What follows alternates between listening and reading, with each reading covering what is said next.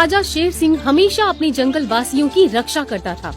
शेर सिंह के इंसाफ के चर्चे चारों ओर थे। एक दिन शेर सिंह अपने दोनों बेटे और शेरनी के साथ गुफा के बाहर बैठा था। तब जंगल के कुछ जानवर शेर सिंह के पास आते हैं। महाराज, हम लूट गए, हम बर्बाद हो गए महाराज। क्या हुआ चमेली, तुम रो क्यों रही हो? महाराज, कल रात से हमारा बेटा लापता था और आज भालू भाई को जंगल के बाहर उनकी लाश मिली। किसी ने हमारे बेटे को बड़ी बेरहमी से मारकर आधा खाकर जंगल के बाहर फेंक दिया है महाराज। क्या इस जंगल में मैंने इतना सख्त कानून बनाया है, फिर भी कौन है जिसने ऐसा गुनाह करने की जुर्रत की? पता नहीं महाराज, पर कुछ जानवरों का कहना है कि रात के समय जंगल में भेड़िए घूमते रहते हैं। इस जंगल में शिकार करना मना है, फिर ये शिकारी कौन पैदा हो गया भला? तुम्हारे साथ इंसाफ जरूर होगा। तुम्हारे बच्चे के कातिल को मैं सजा दूंगा।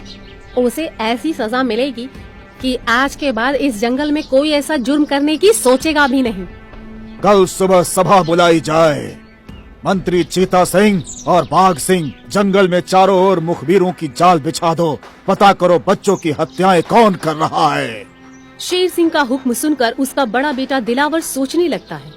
अब तक तो मैं ही छुप छुप कर मासूमों का शिकार कर रहा था, पर अब ये कौन आ गया जो मेरे शिकारों को खाए जा रहा है?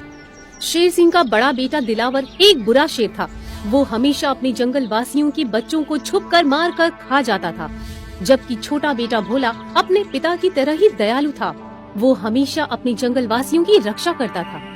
रात के समय दिलावर शिकार की तलाश में जंगल में जा रहा है।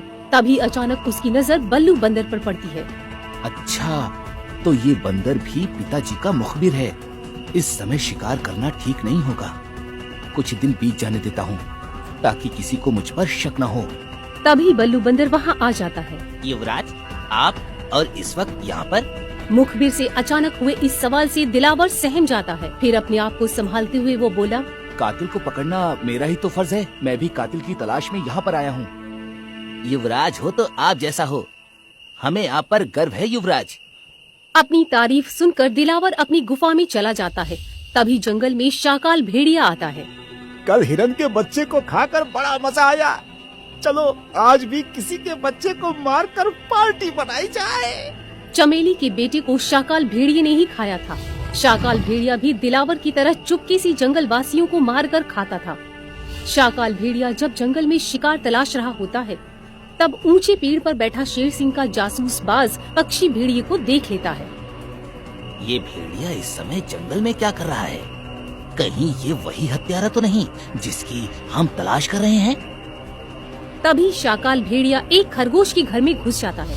खरगोश के बच्चे को पकड़कर अपने साथ लेकर जाता है। ये देखकर बाज दंग रह जाता है। इसका मतलब ये भेड़िया ही जंगल वासियों को मार रहा है।